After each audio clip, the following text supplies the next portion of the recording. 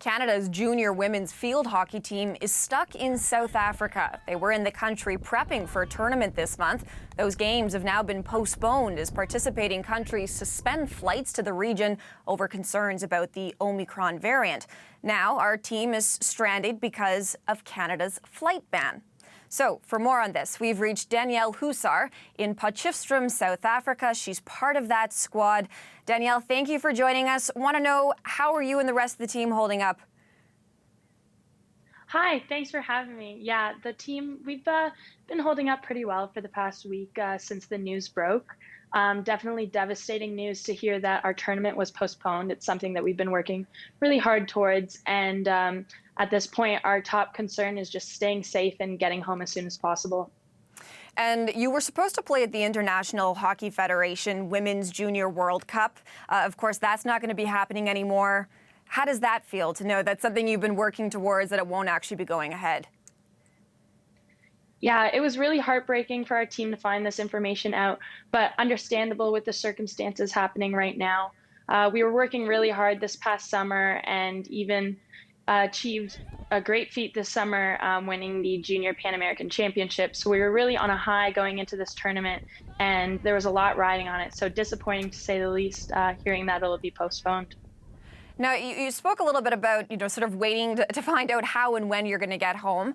The federal government here in Canada now says that travelers returning from Southern African countries that are part of that travel ban, which South Africa is, will have to quarantine in designated facilities when they arrive here. So how do you feel about having to do that once you come home? It's understandable, having to follow those measures that the Canadian government puts in place. But I know my team, we're willing to follow those measures if it means that we can get home safely before the holidays. Right now, we really just want to get on one of those flights to get us back to Canada. And that quarantine is going to be tough, but it's something that we've got to do to protect the safety of others back in Canada. So talk to us about that, about what is the plan for you to maybe get on one of those flights? Any sense of when that might happen? We're still unclear and nothing's set in stone, but hopefully we will be getting on a flight within the next week. Again, this is based on other countries giving us permission to fly through and transit through their airports in order to get back to Canada, because there are no direct flights from South Africa to Canada. So it's really based on how these other countries decide to let us use their airports. And again, it is just a waiting game and nothing can be guaranteed for us right now. We're just, fingers crossed, going to be on a flight within the next week. So it's definitely not going to be straightforward then, by the sounds of it. Have you been getting any help from the Canadian government or even from the South African government trying to navigate this, about how you would get home? Yeah, we have a team back home in Canada with Field Hockey Canada who's working very closely with Sport Canada and the Canadian government. We even had the Minister of Sport of Canada reach out to our team just the other day to kind of have a call with us and reassure that we are the top priority and getting us home safely is their top priority. And they know we're here. They know that we want to be home. And so they're trying to put that into action as soon as possible. And does that feel good to know that you do have so many people behind you trying to get you home right now? Yeah, it's been super reassuring to see the coverage of our story and know that people back home want to get us back safely. It's very nice to know that we have that support.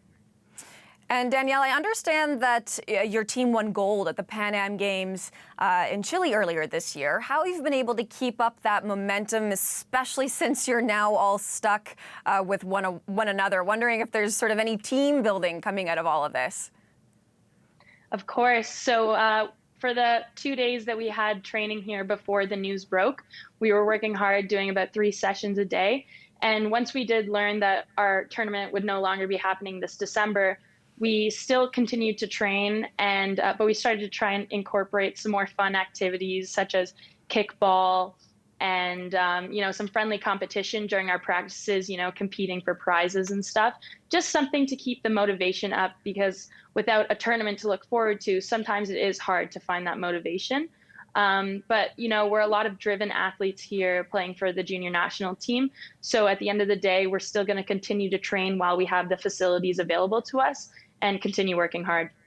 Okay, well, it sounds like you're all trying to make the best out of a, less than ideal situation. But Danielle, we thank you for your time this evening, I suppose, in South Africa, and we hope that you are all able to get home sooner than later. Great, thank you so much. Danielle Hussar in Potchefstroom, South Africa. She's part of Canadian junior women's field hockey team.